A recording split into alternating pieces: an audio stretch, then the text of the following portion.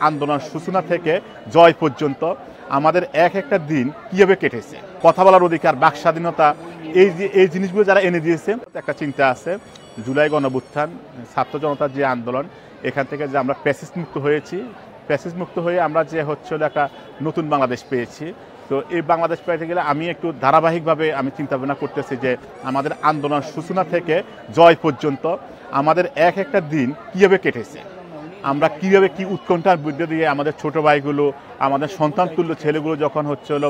আগুনের সামনে, গোলার সামনে, কামানের সামনে, বলবো আমরা পিস্তলের সামনে দাঁড়িয়ে, রাইফেলের সামনে দাঁড়িয়ে তারা বুক স্মৃতি দিয়ে তারা তাদের জীবনকে উৎসর্গ করে যে হচ্ছিল মানুষের ভোটের অধিকার, বাতের অধিকার, কথা বলার অধিকার, বাক স্বাধীনতা,